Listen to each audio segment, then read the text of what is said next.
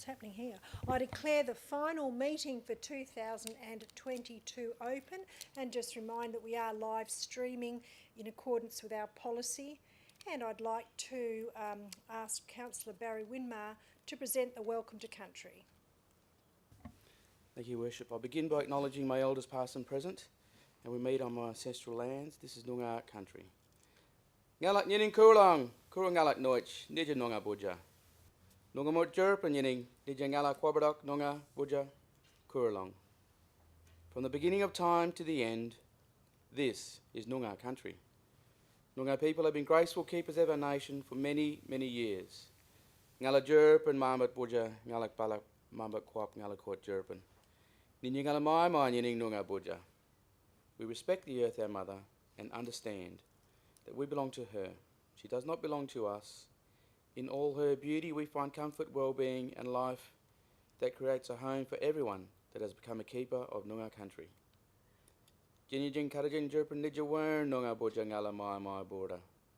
Look, listen, understand, and embrace all the elements of Noongar country that is forever our home.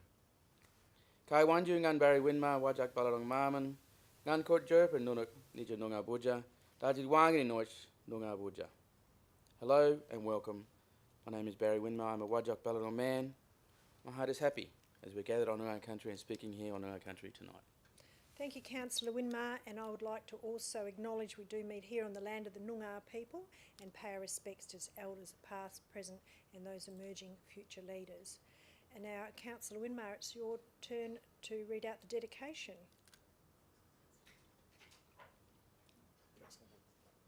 I've got it as Councillor Winmar on my... May we, the elected members of the City of Kwinana, have the wisdom to consider all matters before us with due consideration, integrity and respect for the Council Chamber. May the decisions made be in good faith and always in the best interests of the greater Kwinana community that we serve. Thank you. Thank you. Sorry about the extra duties, Councillor Winmar, but I've actually had you down on my agenda, though it's slightly changed on screen. Working you overtime. Item 4, we have no leave of absence previously approved. Item 5, public question time. We have had 2 questions that have been forwarded on notice, and I do not believe that Mr. Russell Martin, sorry, not Mr. Martin. Who's the name of the... Don Martin. Yeah. Okay, whereabouts? Thank you. They've been forwarded by Mr. Don Martin. Question 1, has the recent report carried out by GHD Consulting, Medina Off-Road Vehicle Feasibility Study, been considered in Council's recommendations? And as these questions relate to an item that is still to be decided by Council, I will ask the CEO to respond.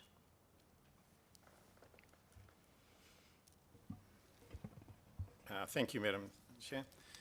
In response, in relation to the question regarding GHD Consulting, and preparing the report for consideration by Council, we undertook a Freedom of Information request to DLGSC for any reports relating to the area controlled by the Off-Road Advisory Committee. In response, we received a 2008 report that was taken into consideration. The report that's been referred to by Mr. Martin was prepared on behalf of DLGSC and is marked not for distribution. I also contacted DLG today and they advised that they cannot forward a copy of that report, and it actually hasn't been gone any further for distribution. So we have not taken that in terms of the off-road, and that findings have not been provided to us by DLG. Note, in previous attempts to seek closure of the area, the City obtained independent legal advice regarding its liability of the site, and the City also obtained a detailed report from its insurer, LGIS, which have been considered in the report. Thank you. Sorry, where did it go? Oh. Question 2. Is it currently not lawful for anyone under 16 to legally ride an electric bike or scooter anywhere in the city of Kwinana outside of the Medina off-road area, referring to Regulation 228 of the Road Traffic Code? And should Council consider keeping the Gazettal as part of the Kwinana Loop Trail to accommodate electric bicycles and e-rideable? Through you, Madam Chair. The off-road vehicle area is gazetted for use by all motorcycles generally, meaning it's not appropriate to retain solely for the intention of permitting electric rideable devices. Further, the gazetted area is presently not considered suitable for electric or non-electric vehicles due to its deteriorated state. In relation to the Road Traffic Code 2000, the state government legislation applies to the use of vehicles on roads. Persons under the age of 16 remain able to use power-assisted pedal cycle or electric rideable devices on paths and on private property throughout the district. Thank you. And the final question, could Council please confirm how many grant submissions have been made to local government to improve the gazetted off-road vehicle area and whether these submissions were successful or not? Through you, Madam Chair. Our records indicate that one funding submission was made to DLGSE on 30 June 2008, which resulted in an allocation of $20,000. Great. Thank you very much. Thank you. There are no further questions before me. Back to the agenda. Item 6, 6.1, there are no petitions. 6.2, no presentations. But 6.3, we have deputations, and they relate to agenda items 17.3 and 17.4, which is amendments to the local planning scheme number 2, the rezoning of Rowley Road, Mandogalup, and Hoffman Road, Mandogalup. We've had a submission previously circulated on behalf of the Kwinana Industries Council, so I hope you've all had the opportunity to read the submission. The submitter is not here to speak to it. And we have a request from Mr. David Feast from Alcoa and Rhys Hendy from Planning Solutions. So I wasn't sure if you were both going to speak. Thank you. One of you would like to come forward, state your name, etc. Thank you. Thank you for the opportunity. So I'm David Feast from Alcoa and Rhys Hendy of Planning Solutions on behalf of Alcoa Australia.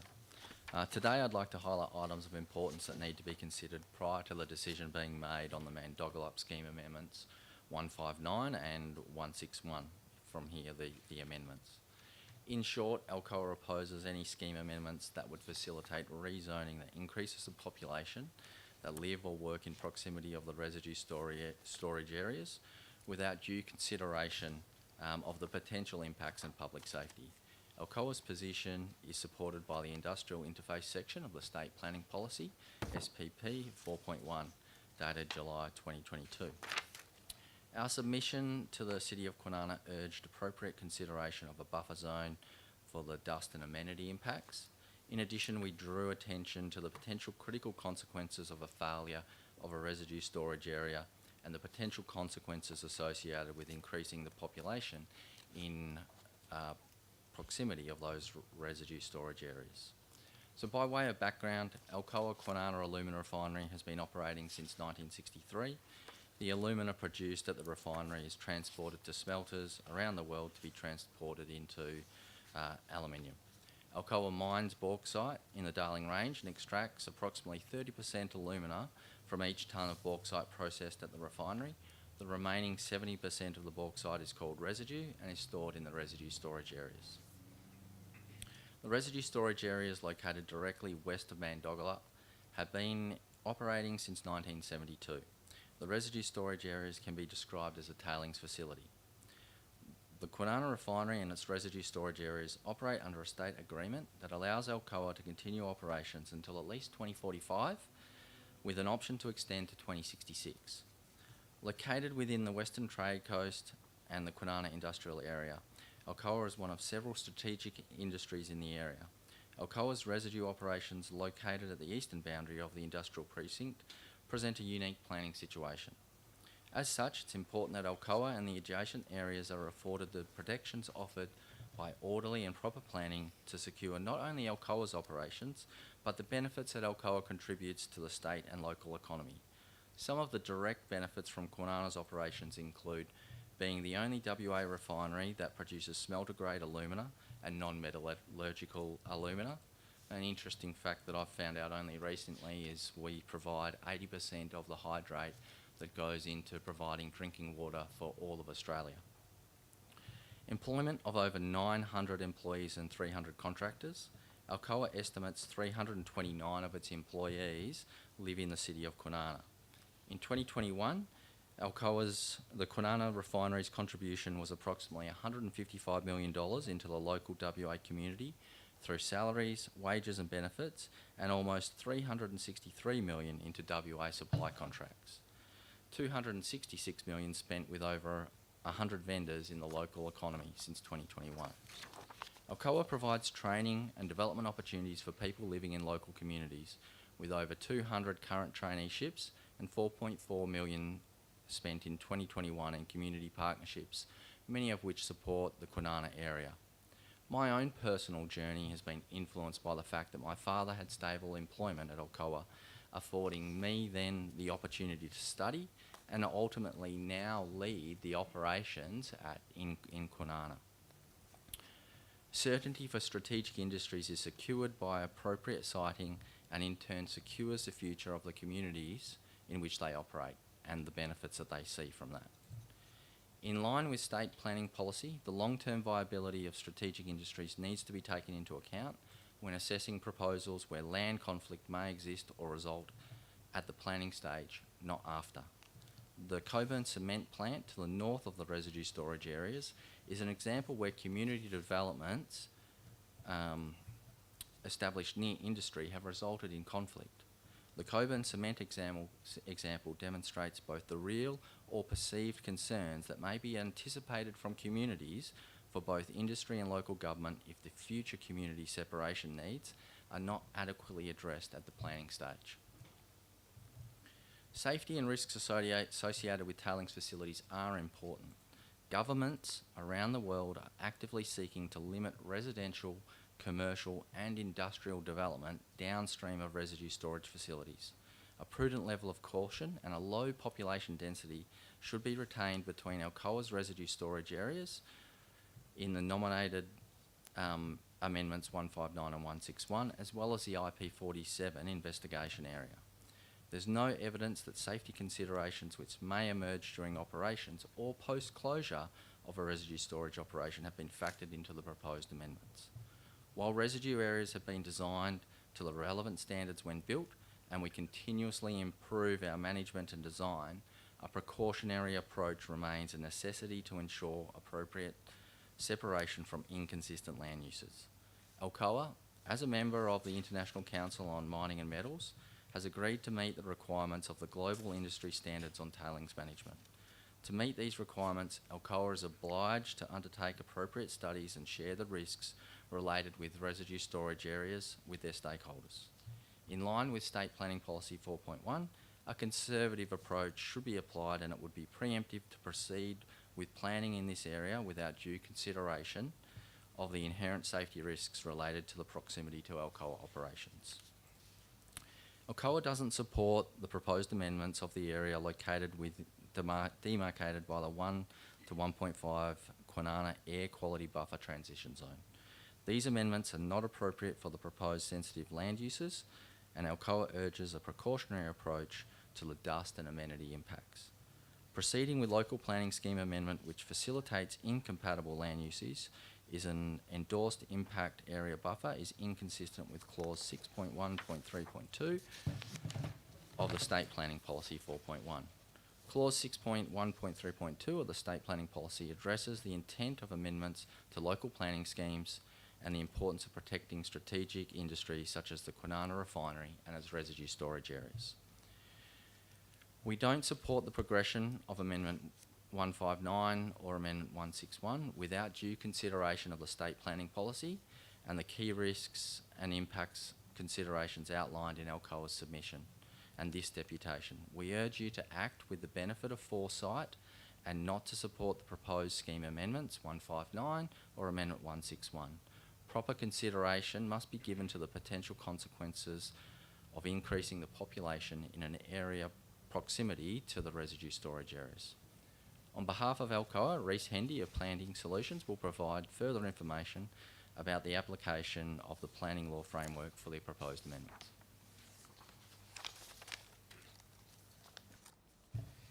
Thank you, Mayor and Councillors, for this evening.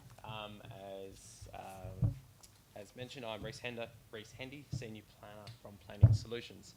I too speak against the amendments, Amendment 159 and 161 to the city's local planning scheme.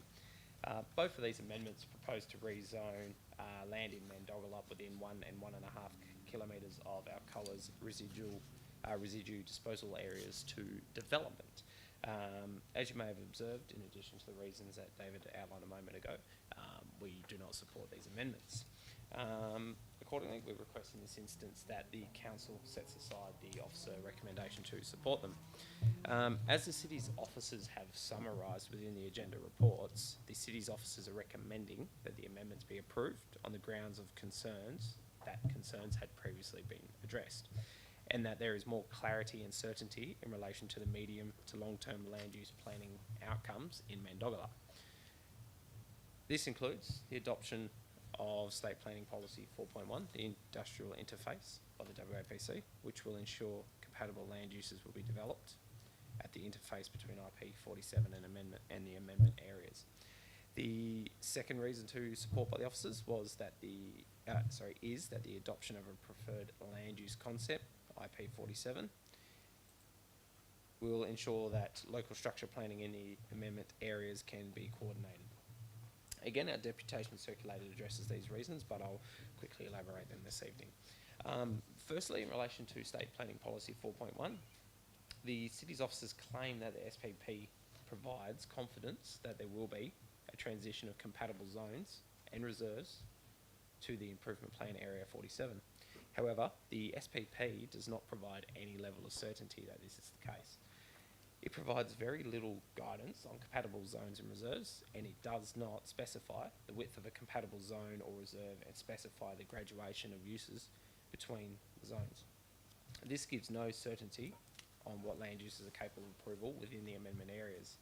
Further, the SPP does not guarantee there will be compatible zones at all at the interface.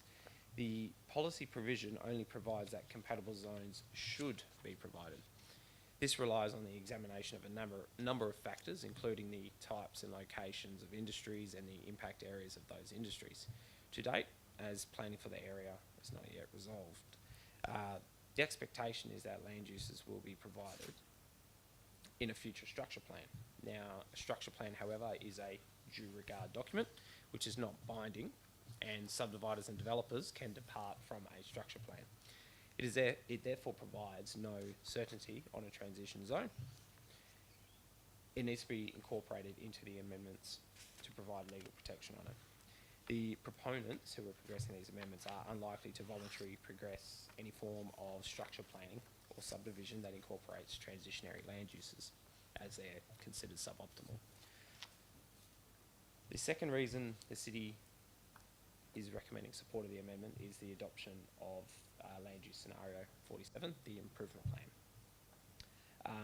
In November of this year, the WAPC adopted a land use scenario which has no weight and represents a decision to proceed with a particular scenario for preparing an improvement scheme. In legal terms, the WAPC's decision is not a seriously entertained planning proposal, and planning authorities cannot have any regard to it. The land use scenario informs the preparation of an improvement scheme. This improvement scheme has an approval process that incorporates formal consultation and a determination by the Minister for Planning. The entire process may take 2 years to progress it to a final point of determination. In the meantime, the land use scenario has been strongly objected by landowners and developers who consider residential to be the higher and better land use. No certainty can be afforded to the ultimate decision, which rests not with the WAPC but the state government. In light of conflicting interests, it is far too premature to make a decision on land use planning in the amendment areas, given the improvement scheme for IP 47 is not likely to be resolved anytime soon.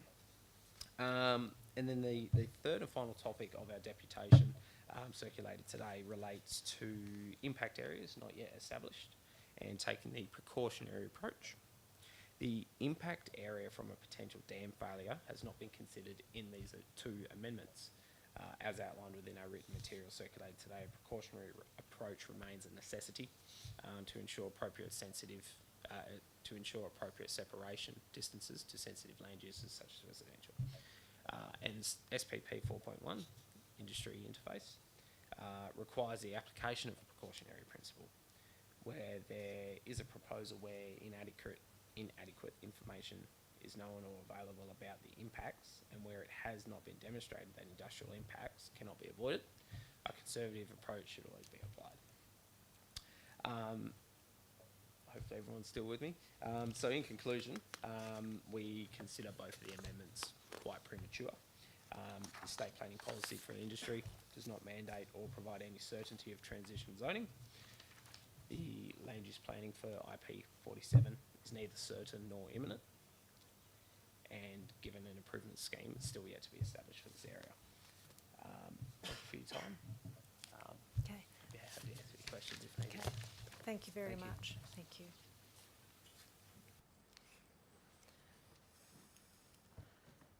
Thank you. We'll move to item 7.1, confirmation of minutes held from our ordinary council meeting held on the 23rd of November. Would somebody like to move those minutes? Moved Councillor Winmar, seconded Councillor Kearney. Anybody wish to speak on those minutes? If not, thank you. I shall put it to the vote. All in favour? Against? Carried. Declarations of interest, item 8. I have a couple of declarations to make. Item 17.2, the reconsideration of the proposed childcare and centre and office. It's an impartiality interest, as I'm a member of the Metro Outer JDAP that resolved on the 22nd of August to refuse the application at first instance. I have a declaration on both 17.3 and 17.4. They are impartiality interests, and that is because the Kwinana Industries Council is an objector to the rezoning. My husband is a director of Kwinana Industries Council and responsible for the submission to the City of Kwinana. Alcoa is a full member of Kwinana Industries Council as well. Therefore, as I have on most of these occasions, whilst it is an impartiality interest, I will not participate and will vacate the chair for Deputy Mayor. And item 18.2, the Welga submission on the best practice governance review, an impartiality interest, as I'm a member of the West Australian Local Government Association's Best Practice Governance Review Steering Committee. Thank you. Yeah, thank you, Worship. I have an impartiality interest in 17.2, as I will be on the JTAP to reconsider that item. Thank you. Thank you. I also have a declaration on 17.2, as my partner is employed by the proposed proponent. Sorry, is that a impartiality? Thank you. Any other interests? Item 9, request for leave of absence. Neil, there's nothing that I'm made aware of from 10, 11, 12, 13 or 14. I'll move to the agenda proper. Item 15.1, the sale of land for unpaid rates. Are there any questions of the CEO or officers on this item? We do have a recommendation. Would somebody like to move that way? I'll move from the chair then. Seconded Councillor Kearney. I think as it's outlined quite clearly in the document or in the officer's report, there has been numerous attempts to contact the owners of these properties, and what has happened in the past, once we go down this path, generally found a high percentage of the landowners do actually end up making contact with council and either pay the debt or make an arrangement with council.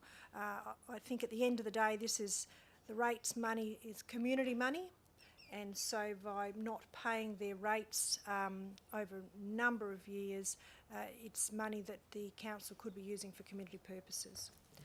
Councillor Kearney? Somebody like to move against? Put it to the vote. All in favour? Against? So carried. So nothing on item 16. Item 17, 17.1, Community Infrastructure Plan Adoption.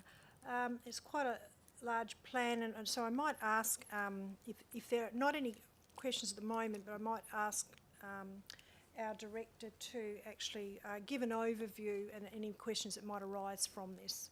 Thank you. Through you, Your Worship, this report is a combination of many years' work, but in particular this last 12 months at the direction of the Minister to review our community infrastructure plan in line with the revised state planning policy for developer contributed infrastructure. Back in June, the Council considered and adopted the revised community infrastructure plan, which resulted in a change to the provision of our community facilities across our city, and also reduced the cost apportionment to the per lot for developers that would be contributing to those items. You will see from today's report that they're both the planning documents and the community infrastructure plan as revised were then put out to the developer community and to the broader community at large for comment, and we received 11 submissions, and unlike some of our other items, this report actually received mostly support in terms of a willingness to see a change to our community infrastructure provision and obviously reduced rates for the developers to be paying per lot for those items. Should Council adopt the Office's recommendations with these reports, what will happen is we will finalise, obviously the community infrastructure will be finalised, and the amendment will be presented back to the Commission for final consent, at which time then we will go into the, hopefully once it's gazetted by the Minister, we will then be reconciling all the agreements, because we have a number of provisional agreements that apply across all our developers, especially in the Eastern Corridor, and reconciling all their accounts. So it's quite a significant milestone in the process, and one that will certainly see the developer community moving forward and getting possibly some injections into their funds for future development opportunities. Thank you very much. Now, are there any questions of Mrs. Cook or the officers? If not, there is a recommendation. Would somebody like to move that way? Moved Councillor Winmar, seconded Councillor S. Wood. Councillor Winmar, do you wish to speak on the item? Councillor Wood? Anybody wish to speak against? I shall put it to the vote. All in favour? Against? So moved. And thank the officers for the work that has gone in behind bringing this this report to Council for consideration. Item 17.2 is a Section 31 reconsideration of a proposed childcare and office on lot 9507 Berthold Street, Aurelia. Are there any questions arising from this report? Yes, Your Worship. I just noticed in the, I don't know whether it's needed or not, in the car parking area, whether there's any need for a reversing bay. I didn't notice that whether there was a reversing bay there or not. I believe there is a reversing bay, and that was discussed at the JDAP meeting. I had a look on the plan. I couldn't see it. Mind you, the writing when you enlarged it became very blurry, so I just thought I'd make the query. It's a good query, but I'm pretty sure Mr. Nielsen might recall as well that there was some discussion about the car parking bays.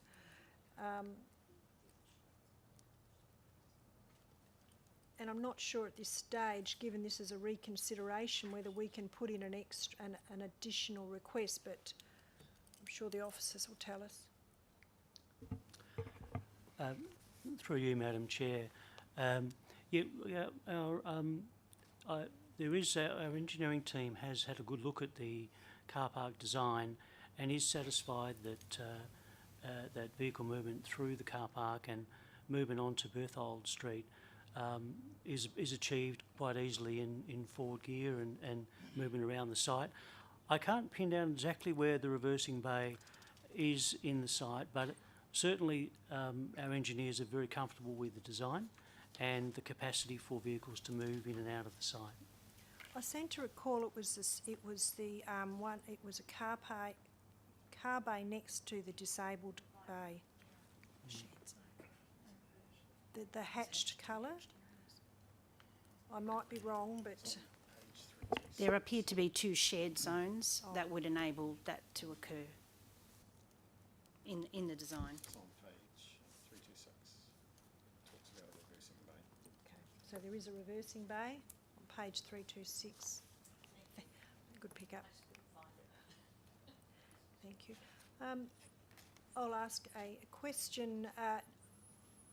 Having gone through that and having sat through the JDAP, I think that it would appear to me that all the council's concerns in relation to, or in fact the JDAP's concern, in relation to this item have been satisfied.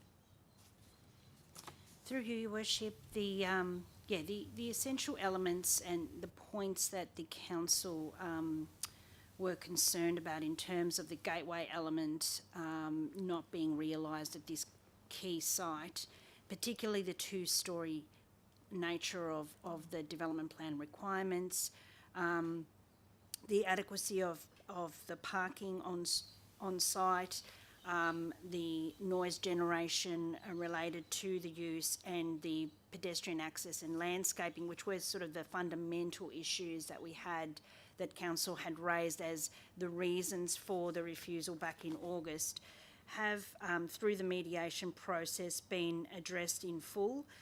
They've altered the floor areas of the childcare centre to provide a larger emphasis of development to the south and west of the site, changed the roof form and the design to respond to the streetscape. They've added the additional second-storey tenancies for offices that would be separated by a lobby access, additional 3-street parking bays on Berthold Road Reserve.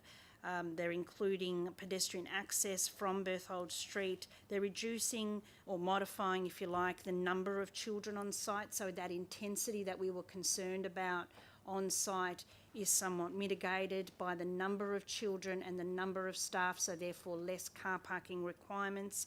And yet they're still addressing that corner form through the building scale and the bulk onto Gilmore Ave. So on the whole, they've really looked at every element that council raised concerns with and have, from an officer point of view, signed those off. Thank you. Does any questions arise? Councillor Dennis Wood? I'm a little bit concerned about the road onto Gilmore Avenue. It's on the top of a crest, and they're going into a 70-kilometre-an-hour zone, and I'm just concerned that there's going to be an accident there and we'll be at fault. Through you, Your Worship, there's no change to the road design through this proposal. It's as exists and has been operating for some time, so we don't see this as an issue. There wasn't a kindergarten there before. Thank you. Deputy Mayor, did you wish to? Yes, Your Worship. Just in relation to the addition to the second storey and the creation of two independent office tenancies, just wondering whether in fact there is then enough car parking in the rear if you're then possibly going to have two operations in those two offices. They're only allocated basically 2 bays per tenancy. And they're reasonable spaces, so I would have thought they'd have a reasonable number of people that could possibly work in there. Or is this just a bit of smoke and mirrors because this is what council wanted, so they're just putting something there? Through you, Your Worship, the assessment has been based on both the office use and the childcare centre. Childcare numbers, as I just outlined, reduced considerably in terms of the number of workers and the number of children, resulting in a reduced number of car spaces required for the childcare itself, which enables spaces to be made available for the office as per the requirements of parking for office uses. So it does meet the requirements, and they are also providing 3 parking bays on street for this use. Anything further? I guess this, the indicative plan suggests that, and it is just an indicative plan, but I guess ultimately they have suggested that each area could accommodate up to 5 staff. So if that doesn't add up, I guess is what I'm saying. We essentially base it on the parking requirements for the office area, and I take you to, I think it's page 337 of the report, which is part of the Responsible Authorities report, which talks about the office space requirements in terms of parking, and you can see that what's been provided is more than what's required. So I take your point that, we don't know the number of staff that will be appointed in those office areas. We base it on the local planning scheme requirements, and as stipulated in the report, it's actually more than what's required, and that's the same with the actual childcare component. I hope, in light of what's recently occurred in Bertram in relation to the tenancy that Silver Chain are leasing, and that they've then now required to lease some bays off of council because there wasn't enough bays put in that development. There's no reason why a similar organisation couldn't go in here, which then potentially will create some issues. That's the reason why I'm highlighting it. Obviously, there's a vast number of apartments in the niche development. On-street parking will be at a premium. So I guess, I guess ultimately, if the number of parking bays satisfy the number that are required according to the calculation, then that's fine. But I guess ultimately, council will need to deal with that in the future if it is inadequate. Thank you. Probably no need to respond. Councillors, are there any other questions? If not, there is a recommendation. I'm happy to move the recommendation then.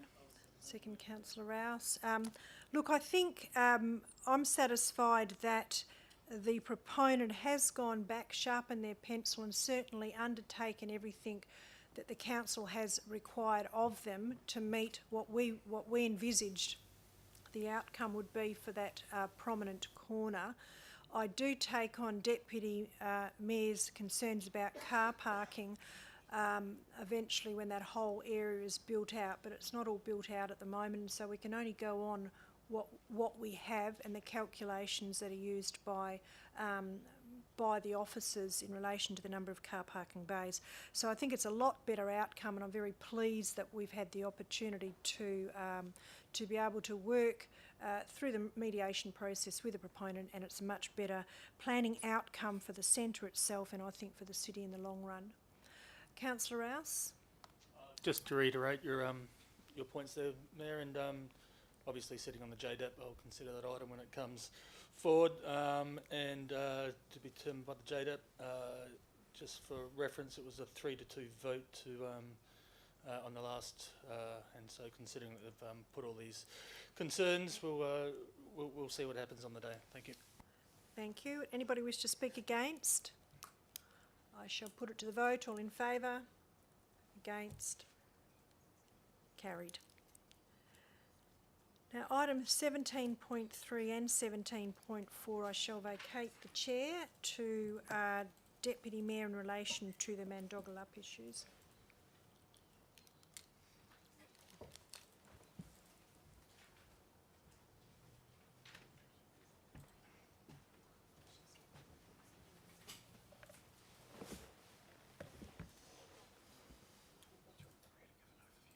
Sure.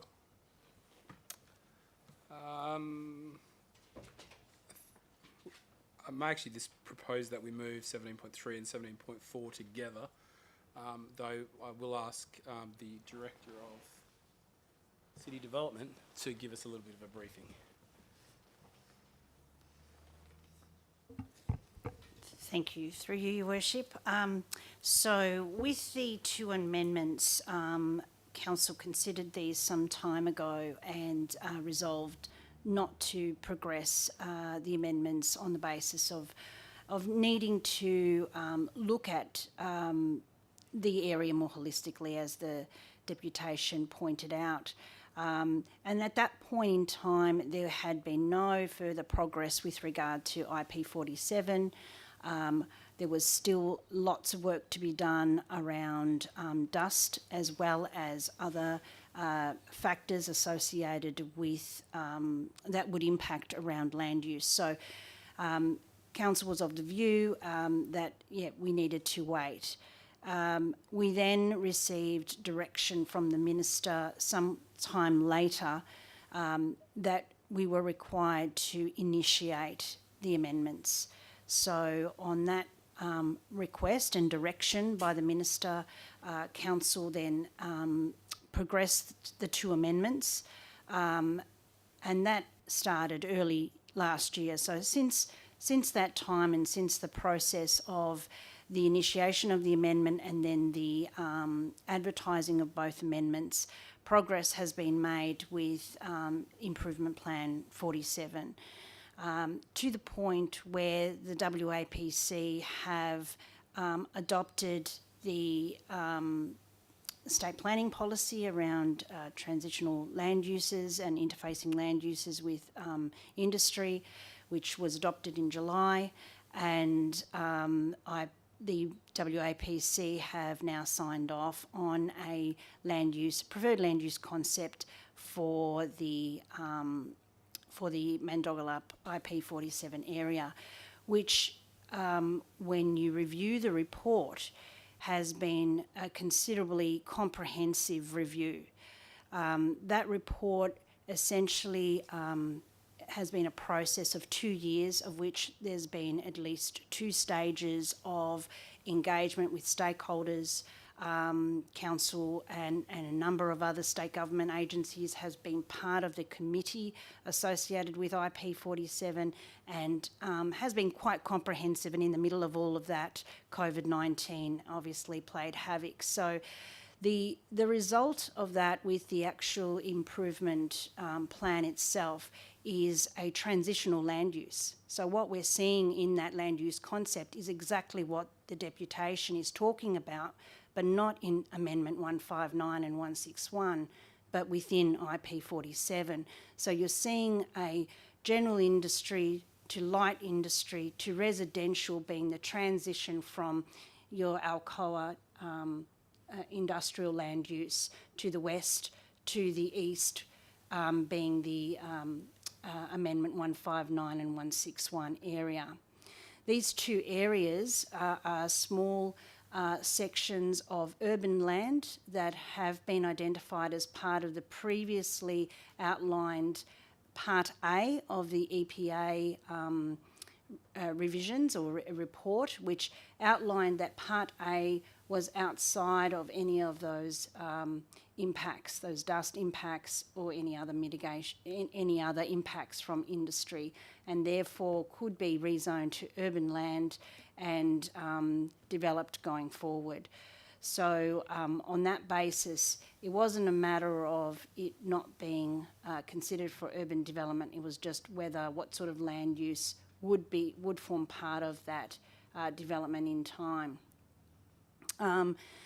So in terms of the matters that have been raised, I've pointed out with respect to the transitional areas have been considered as per the state planning policy and have been, from an officer assessment, adequately addressed as part of the IP47. And if you look at the plan within the report, I think it's figure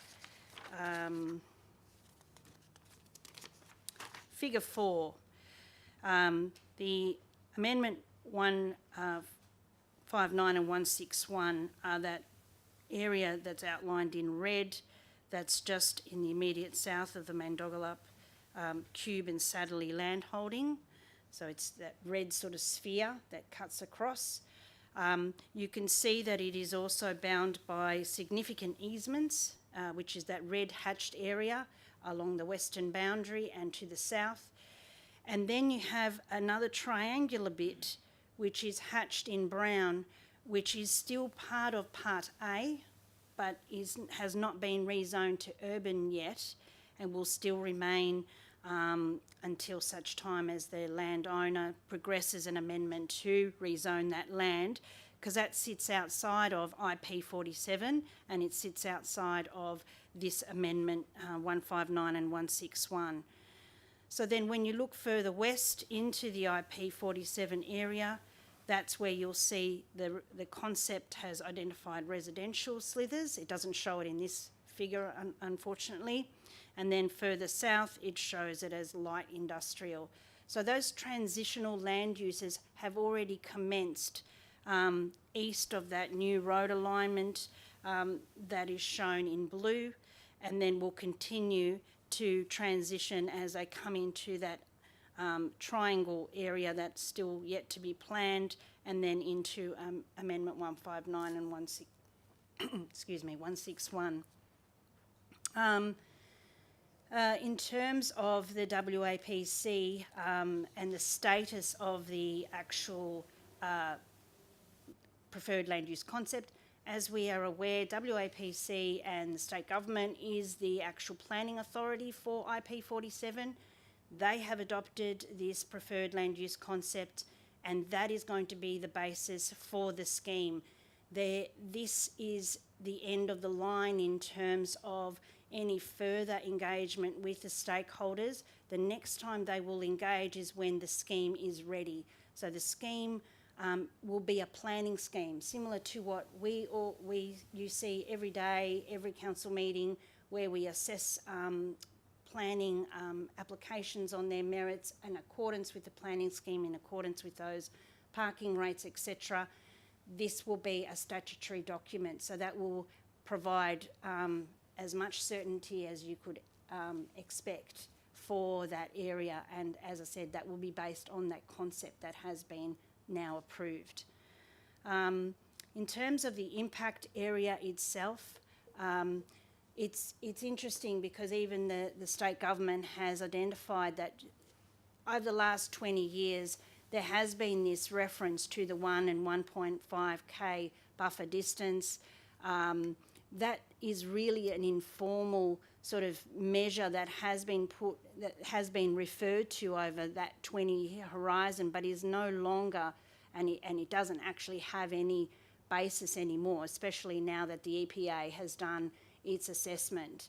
So the distance aspect of it, whilst we do have regard in a planning sense around transitional land uses, and of course making sure that we don't create issues going forward around having land uses that are not complementary adjacent to each other, and as a result take that precautionary approach. We certainly wouldn't be looking at creating any fixed buffer at this, or having regard to any fixed buffer in this location. And that's also supported by the state planning policy, which basically moves away from any particular transition zone or particular transition buffer as such. It's about transitional land use. So good planning practice is that graduation of density, graduation of sensitivity from high density, high risk to low density, low risk. And that's what we have here in this precinct when you take it from Alcoa right through to this new urban residential area. Councillor, have any questions? Oh. Councillor Kearney? I just wanted to ask, have we had any feedback from the Mandogalup people? In terms of submissions from residents, there are a number of landowners that have submitted, but it's essentially the essentially the Alcoa and KIC that have made their objections to Amendment 159. Let me just double check. There are some residents that have provided submissions and they are in support of the amendment. But there's only a few, mainly they're agencies and, as I said, KIC and Alcoa. Councillor Russ. How wide is that power line easement?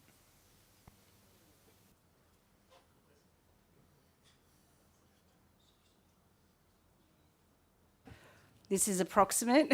We're saying 60 to 90 metres.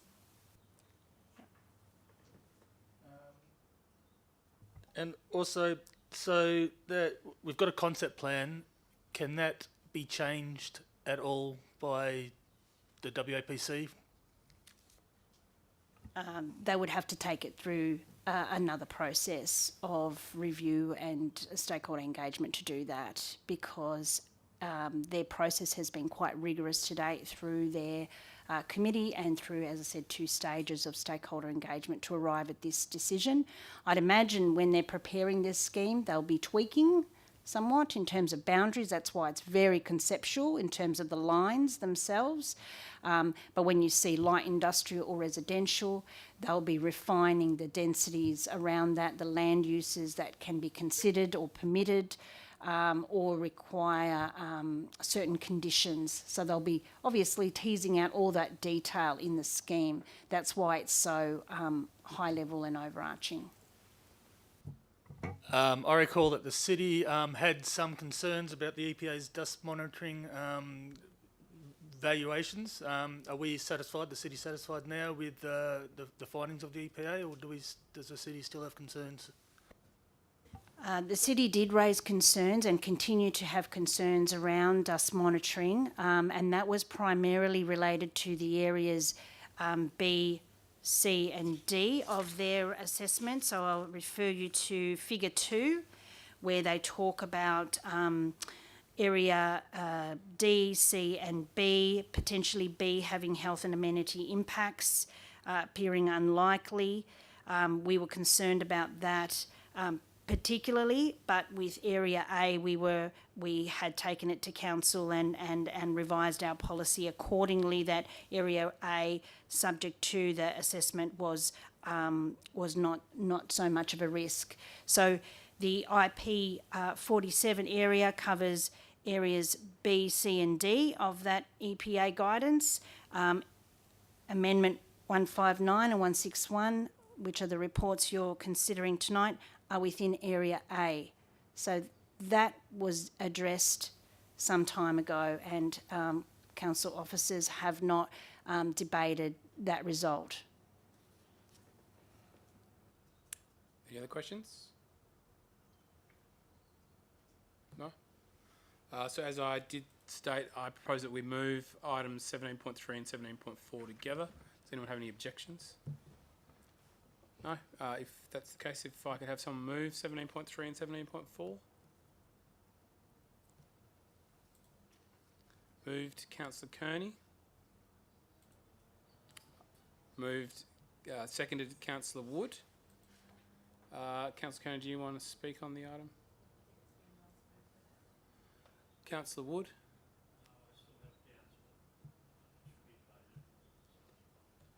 Do any councillors wish to speak against the item? No? Put it to the vote. All in favour? Against? Moved.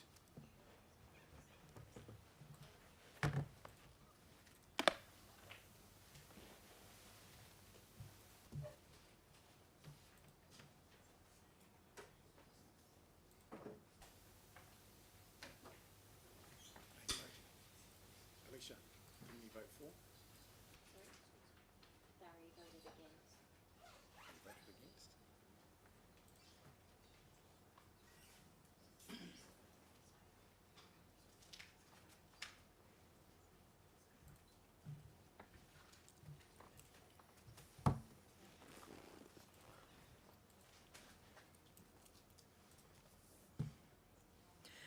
Thank you for that, Deputy Mayor. Item 17.5, proposed road name for lot 901, 11 and 12 Ankertel Road. Ankertel, there is a alternative recommendation. Before I move that, were there any questions? Somebody? Just why the alternative proposed name instead of the original? I sought the alternative because I thought it was a bit of an easier name, English-wise, opposed Pastel opposed to Bowie. So I thought Bowie. So I'm happy to move the alternative recommendation. Seconded Councillor Wood. I don't think I need to speak any further on the item. Councillor Wood. Anybody wish to speak against? Put it to the vote. All in favour? Against? Carried.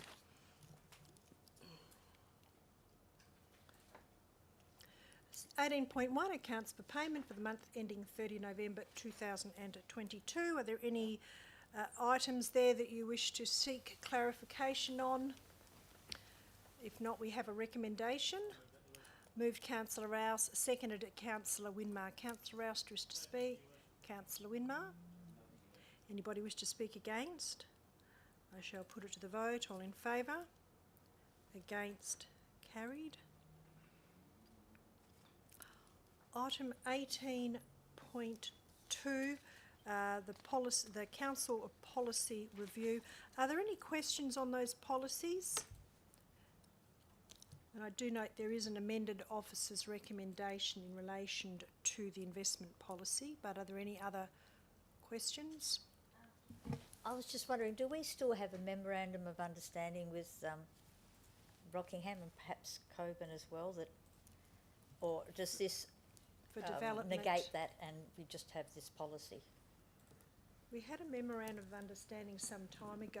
If there was any land use that was going to be impact or close to us, we were given the opportunity to comment, but that's not happened for a very long time. And I don't even think it exists anymore. It was So this takes the place of the memorandum of understanding, basically, does it? no, no.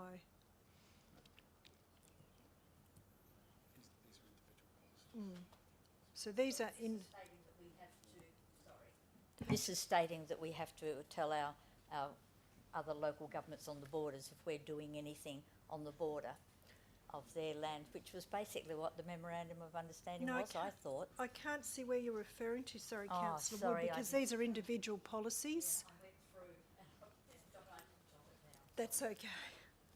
Thank you.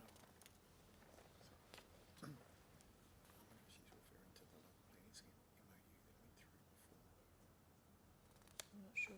Were you referring to the local planning scheme memorandum of understanding? It might have been that one. No, I don't, there is none. That was a previous meeting. There is one of the policies. Yeah.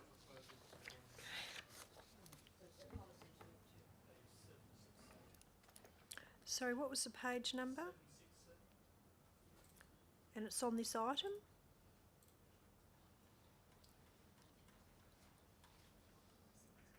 The residential premises and business address. Oh, referral of planning proposals for joint authorities, Oh, where's, 767. yeah, I've got that.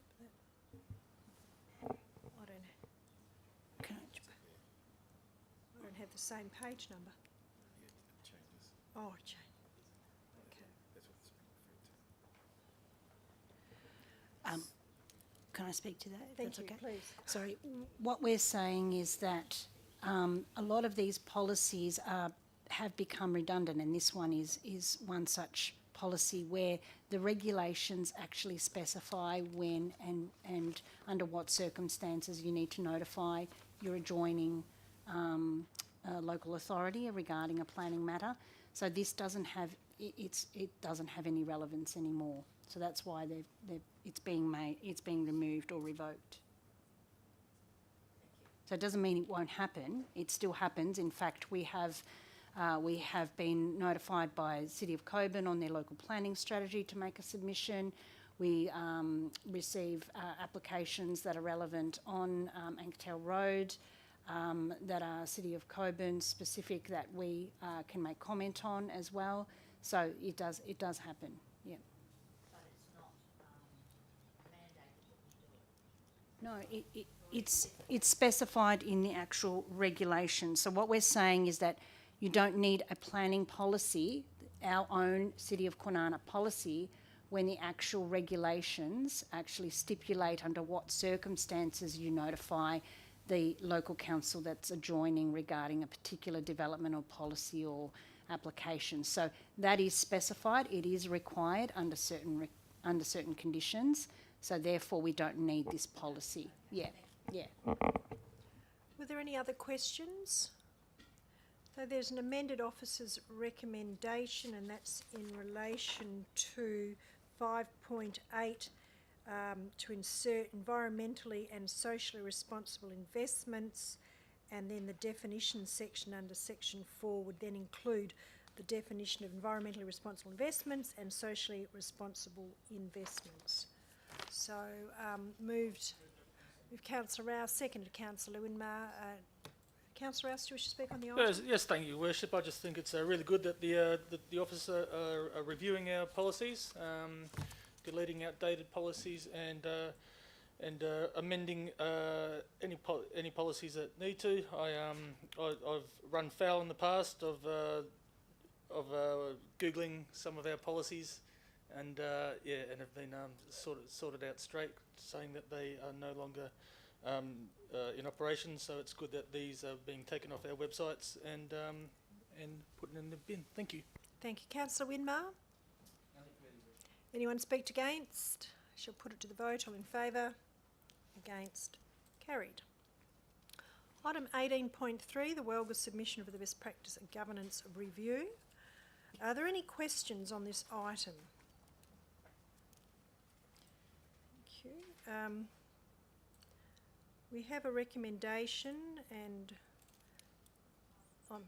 Can I just Certainly. ask, sorry, Wayne, can I ask you, originally I thought you were opting for number 2, and now it's number 4.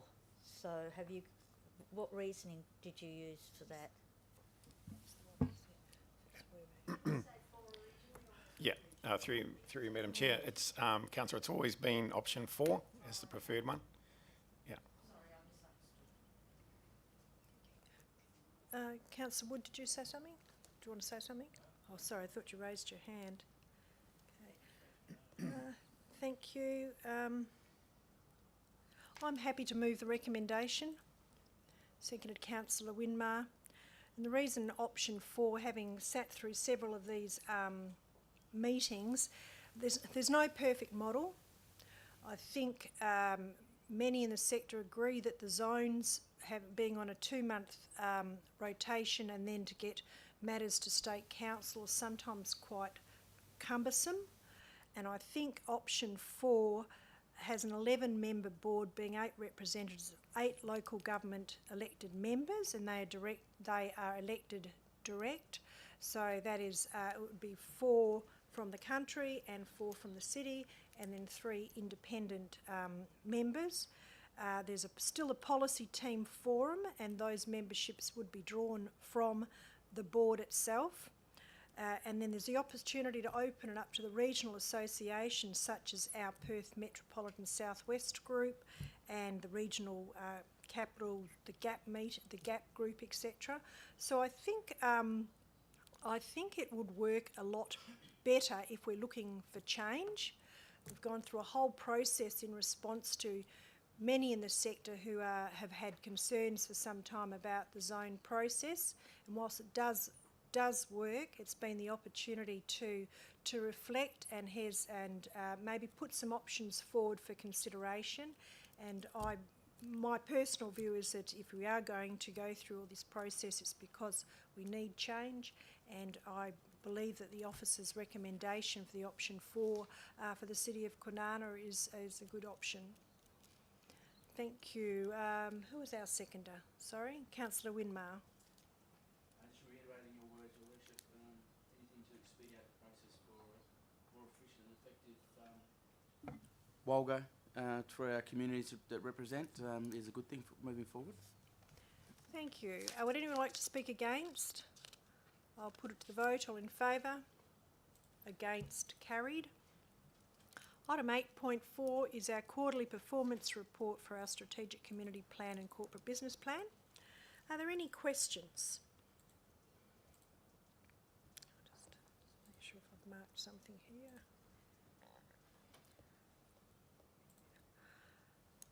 Not a question, just an observation that there's certainly a lot of orange and green, which is good to see, and those red dots with the action status, there is certainly a reasonable progress update on them. So would somebody like to move the recommendation? Move Councillor Winmar, seconded Councillor Brown. Councillor Winmar, do you wish to speak on the item? Councillor Brown? Anybody wish to speak against? Put it to the vote. All in favour? Against? Carried. 18.5 is our closure of the Medina off-road vehicle area. Very topical at the moment, especially in the on the radio stations and the media. Are there any questions of the officers? Deputy Mayor. Your Worship, if we are successful in closing it, how will we ensure that it's not continued to be used? It's a vast area of land. Through you, Madam Chair, that's a very good question. That's going to take a period of time, which is going to require quite close consultation with WA Police around it, and also looking at what impediments we can put up to prevent access into the area. But it is going to be a period of time to educate people around not using the area. Do we have any other questions? If not, we have a recommendation. Move Councillor Wood, seconded Councillor Deputy Mayor. Councillor Wood, do you wish to speak on the item?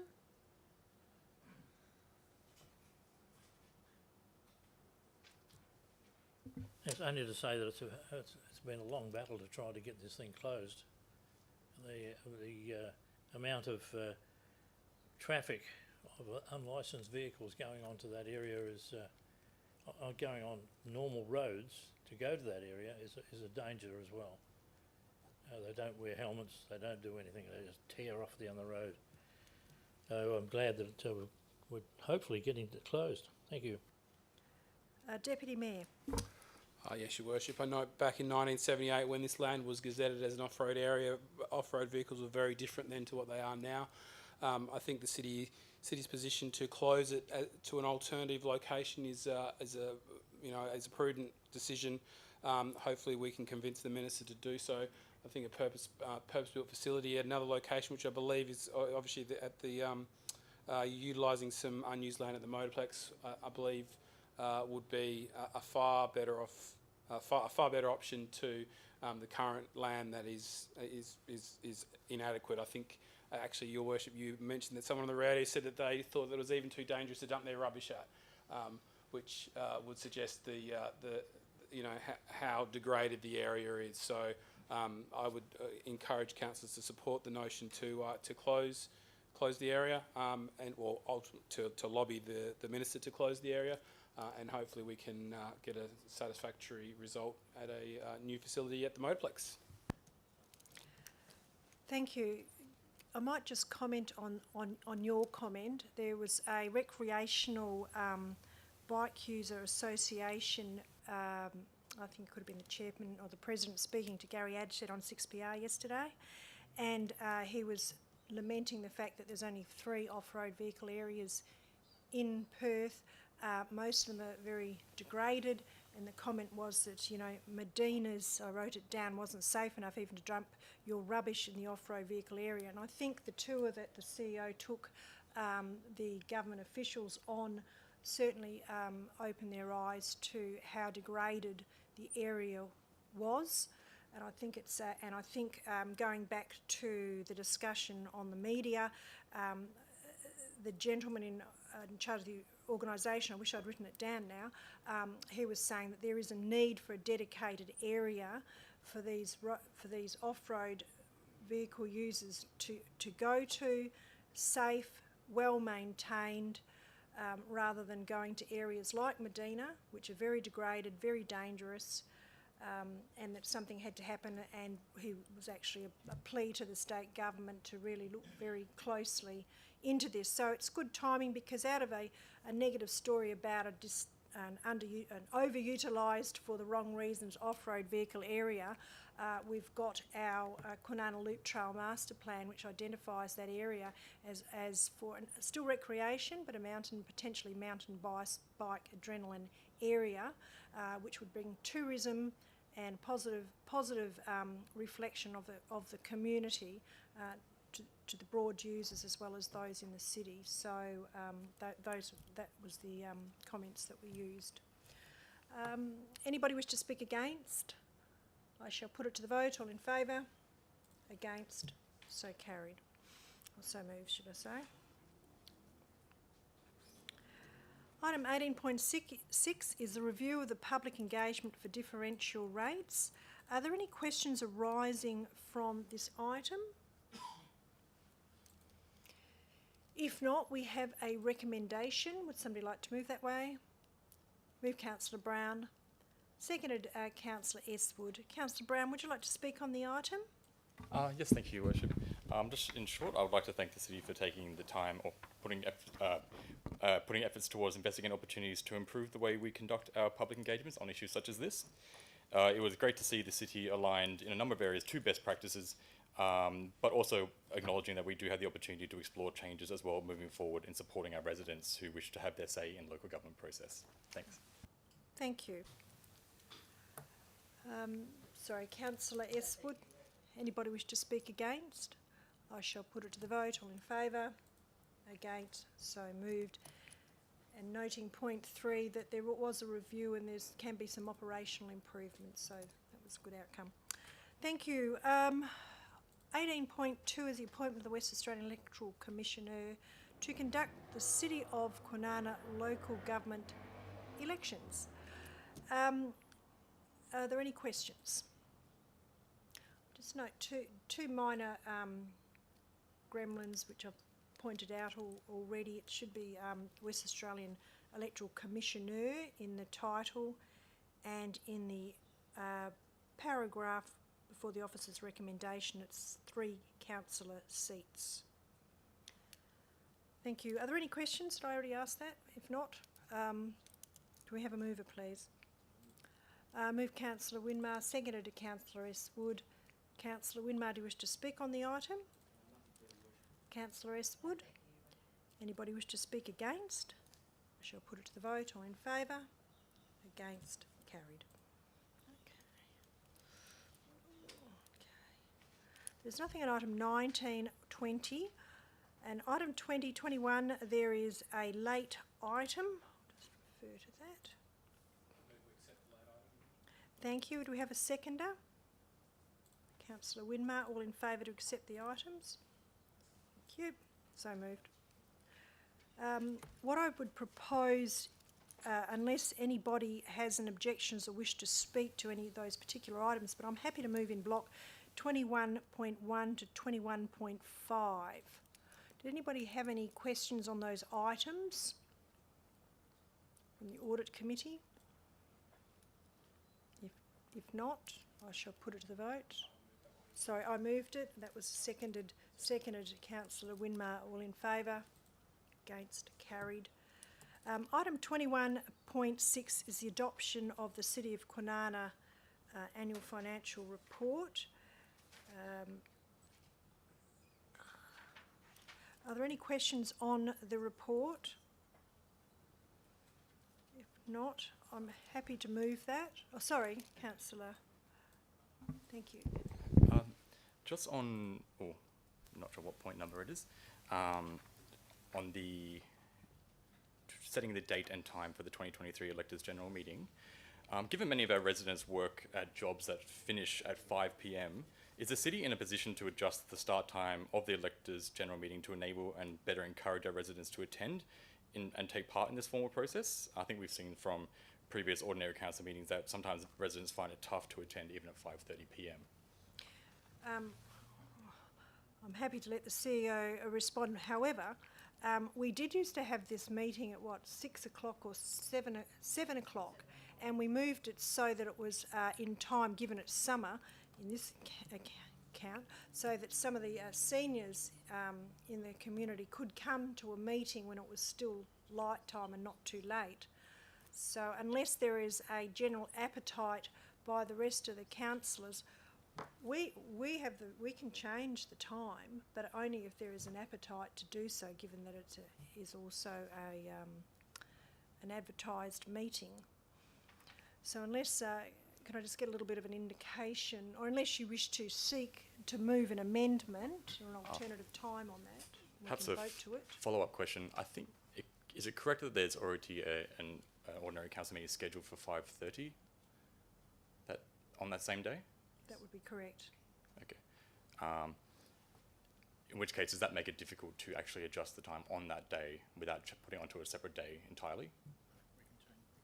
We can change. If council wishes to vote that way. So here is your choice. Here's your opportunity if you wish to make a change. Otherwise, Your Worship, I just note that back in the day, we also actually had it in a bigger venue. Back in the day when the sporting clubs, when you paid your rates, you could actually nominate a sporting club to receive a part payment or a part of your rates, and then each sporting club would come along to the annual general meeting, and they would be presented with a cheque for X amount of money towards their sporting club before the kind of policies changed. Kind of there going was a back rate incentives. some years ago, and even then at 7 o'clock, inviting people to accept money from the city. Even then, the attendance at the annual general meeting was very low.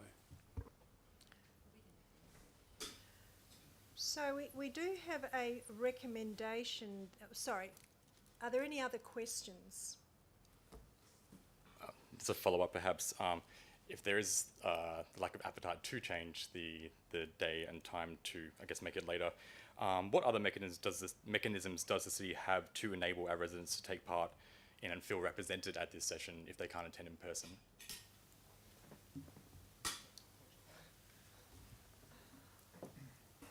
Through you, Madam Chair, the standard ways that they can attend now. So they can send something in via email, they can write in, they can request to make a deputation, a proxy deputation, and it will be live streamed. As the gentleman who wrote in the 3 questions tonight was watching from home, yeah. And perhaps as a small follow-up, it's right to assume, I guess, those mechanisms to take part will be communicated prior to that session? Absolutely. Thank you. And the agenda will be available in the usual places. I think it's out on the Friday for the AGM. Okay. There's a recommendation there. I'll move it with an amendment, Your Worship. I'll move it to amend the annual general meeting to 5:30, which would then move the council meeting to 6 o'clock, Your Worship. Do we have a seconder? Thank you. Deputy Mayor, just to speak on the item? It was many years ago that we had the meetings later. Times could have changed. It's only half an hour, Your Worship. We're fairly sure on how long the meeting probably will go for. Yeah. Councillor Brown? Anybody wish to speak against? I put it to the vote. All in favour? Against? Carried. So, therefore, I'm sorry, that was on the amendment. That was, we're moving and seconding for the amendment, not for the whole item. Okay. The whole item. Oh, okay then. Thank you. We've moved the whole item. However, in doing so, what I wanted to draw to your attention, if you've had the opportunity to read the annual general report, was the Audit and Risk Committee had actually commented on the hundreds of hours of work that had been put in to achieve the financial statements that the committee relied upon, and a reflection of the council's performance, and the achievement of a non-qualified audit report is a really good result.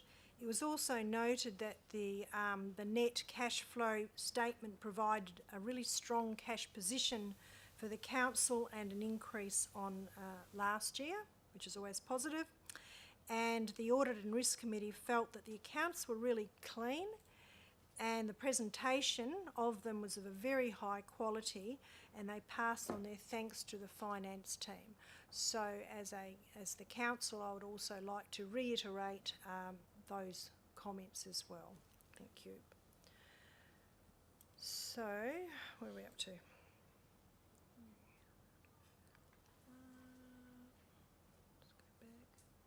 Thank you. Oh, hang on. Question answered. Sorry, I'm jumping between two agendas here. Item 22, reports of elected members. Deputy Mayor. Yes, Your Worship. Just very briefly. I attended the Callista graduation on your behalf. It was a delightful 36-degree day, and the ceremony was outside, but it was very well attended. I attended the Bertram Book Awards, also along with yourself. On behalf of yourself, I attended the St Vincent's graduation. That was good.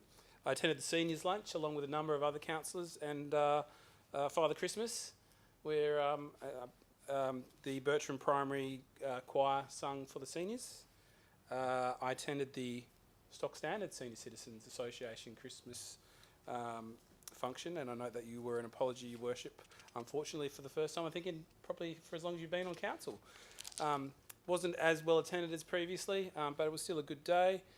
I attended the Honeywood graduation. I attended my first board meeting of the Corlini board, which was interesting.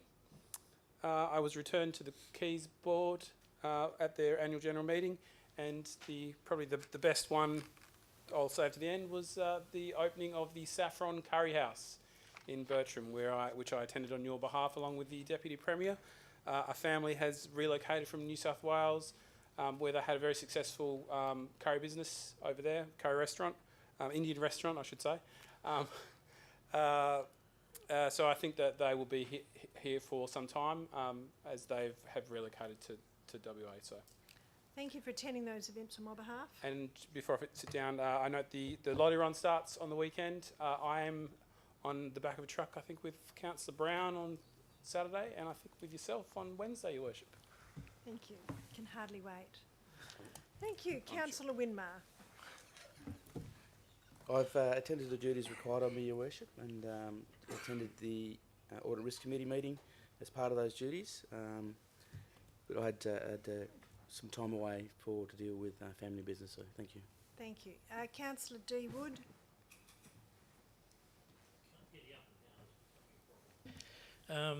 I, with all the rest of the councils, attended Costco. It was a huge place. Got lost. Sure. I attended the senior sits in a red suit, and I today was out at the Wellard Primary School for their graduation. Thank you, Worship. Councillor Rouse. Thank you, Your Worship. I enjoyed attending the opening of the Nookbourne Mare, the Honeywood Pavilion, with a few of the other councillors. Wonderful new facility we have in the city. Also on Friday the 2nd December I attended the Christmas Business After Hours event at the Aquatic for all our small business owners in the city, and also moseyed on over to light up the square, although I didn't quite have the time to watch you turn on the lights, which I know went without a hitch, Your Worship. Monday the 5th I attended the seniors Christmas lunch at Medina Hall along with Santa and yourself and Deputy Mayor and Councillor Brown, and I'm sorry if I missed somebody, but I just want to say that the air conditioning works a treat in there, but obviously you can't please everyone all the time, as we had some leaving to get jumpers on, so it's a fine line between pleasure and pain, Your Worship.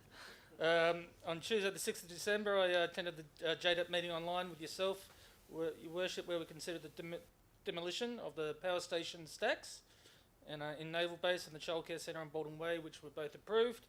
and also attended the Costco opening where I bought myself an $80,000 ring. Oh no, I didn't. That was just a dream I had Maybe that too night. much. So With the Rolex. yeah, bought a new Rolex. Yeah, so.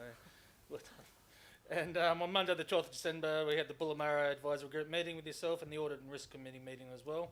And I just want to wish all our residents who are watching at home, staff and councillors and their families and their pets, all wish you all a Merry Christmas and prosperous 2023. Thank you, Worship. Thank you very much. Councillor Brown. Thank you, Your Worship. On the 2nd of December, it was a real privilege to attend the city's Light Up the Square event, which I think was very well attended with large crowds turning out to enjoy a range of market stalls, performances, roving entertainers and family-friendly activities ahead of the big moment in the evening where the Mayor completed the traditional lighting of the Christmas tree in Chisholm Square. And I have to say, it remains a highlight of mine when the kids all surround the Mayor as she pushes the candy cane down, the lights turn on. That atmosphere is really electric. On the same evening, I also attended the Christmas Business After Hours Sundowner, where we networked and celebrated the thriving small business scene in the local area. It was really great to hear about the successes of our local business owners over the past year, and I know there's plenty more to come as we head into 2023. On the 5th of December, I attended the Seniors Christmas Lunch at Medina Hall alongside other councillors. I heard so many, previously I'd heard so many good things about this event since joining council as an elected member, and it definitely delivered with a fun, festive atmosphere and a lot of Christmas cheer amongst residents who are making new connections as well as celebrating existing ones. I think it really lived up to the reputation of being one of the most in-demand events on the city's calendar. And on Tuesday the 6th of December, I attended the opening ceremony for Costco Casuarina alongside councillors and city representatives. With 14,000 square metres of floor area, hundreds of local jobs and thousands of customers expected daily, the big box retailer is certainly an exciting addition to our growing city. And I would also like to take this opportunity to wish our residents, the council and city staff a Merry Christmas and a Happy New Year as we head into the holiday period. Thank you. Thank you. Councillor Eastwood. I've performed all those duties required of me. I also attended two important openings. The very well planned and impressive, I'm probably saying this incorrectly, Nook Born Mia Mia stroke Honeywood Pavilion. Nook means honey, Born means wood, and Mia Mia means house in the Noongar language. And the opening of the long-awaited Costco store, which was pretty impressive. I'm also looking forward to helping out on the lolly run. And I'd like to take this opportunity to wish everyone a very enjoyable Christmas and a Happy New Year. Great. Thank you. Councillor Kearney? There's not much left for me, but I was really happy with the business after hours because there were quite a few businesses on our street attended, which was fantastic, and they were very impressed, so that was really good. And I will just wish everybody a Merry Christmas. See you all next year. Thank you very much, everybody. There are no answers to questions which were taken on notice. A couple of mayoral announcements. If you just want to keep scrolling down, I'll just draw attention to a couple of them. One of them is I attended the Gilmore College for a special presentation by members of the Gilmore Greens robotic team ahead of their participation in the first Lego League Superpowered event, and it was to be held over 2 consecutive weekends, which was the 10th and 17th of December. The competition required participants to design and propose an innovative project that will have an impact on the community. The Gilmore Greens identified the lack of a charging station for mobile phones in public places in Kwinana, and the team have created this really, really clever prototype, and I'm almost too afraid to say it out there in the open in case somebody quickly trademarks it and takes it away from them. It's such a good invention. It's called the, what is it called? It's called the SolWin 5. So it works on a solar and wind turbine charging station, and they've presented the city with a concept, project concept approval for the city to consider funding. So here is the proposal, which I'll now hand to the CEO, and I know that a couple of the council officers have been there, but honestly it is really worth having a look at it. So I'm very pleased to announce the team won the regional tournament on the 10th, and they beat 40 teams, including private schools. Last weekend, the Gilmore Greens came second out of 48 teams, so the first place team winners go to Houston in Texas to compete in the World Invitational Tournament, and because they came second, they will actually go to Sydney in June and July next year to represent, and that's called the Asian Pacific Open Championship. So I just really applaud them. I've written the names, I have included the names of the students, and they're very energetic and very committed teacher there, and wish them all the very best. And it's so great to see students doing such wonderful things. And honestly, this prototype, the Solwind 5, I would really encourage the City of Kwinana to have a look at it. I put some photos on my Facebook page, and I won't go into describing it just in case somebody quickly steals the idea, but I did encourage them to, they should quickly try and secure that going forward. I also went to the local Thank a Volunteer group in recognition of the International Volunteers Day. This event included a special presentation by a lady called Nicole Abbott, who heads a volunteer group called Get Scrubbed WA. Now, the group was commenced during COVID, and it was enlisting the tsunami of home sewers who sit at home during COVID and like to sew but don't know, have projects. And so they produced so many scrubs for the hospitals.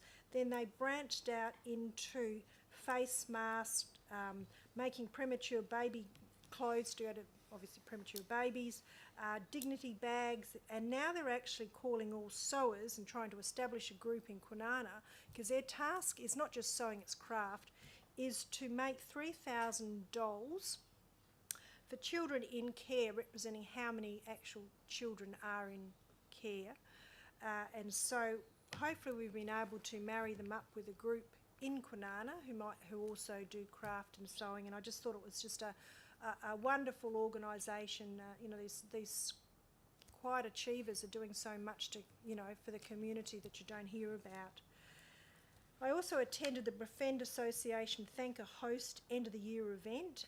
For those who may not know, Befriend is a community-based organisation that aims to work collaboratively with local government organisations and residents, connecting people through craft, card games, knitting, sewing, reading lessons, etc., charity work. They really and volunteer and mentoring. The organisation's local group leader presented some pretty impressive statistics for the 2022 year, excluding December. They held 1,056 events, and with a total of 10,250 community participants. And I think that's pretty good for basically a volunteer based organisation. You can read the rest of my report. There's quite a few bits and pieces in there, so I won't drag it out. But this is the last meeting, as we know, for 2022. It's been a really busy year, especially for the officers, and we've approved and we've dealt with some a lot of very important and exciting matters. Look forward to an exciting 2023 and what that year for the City of Kwinana holds. So I'd like to take the opportunity of thanking you all for your support and hard work and diligence throughout the council year, and also to the CEO, the executive and staff for professional assistance, guidance and also support to me throughout the year. So on that positive note, I do not believe that we have any other... Oh, damn. I'm sorry, I thought I was going to get out of that really easy. So we therefore have one item behind closed doors. I move we go behind closed doors. Thank you. Moved Deputy Mayor, seconded Councillor Winmar. All in favour?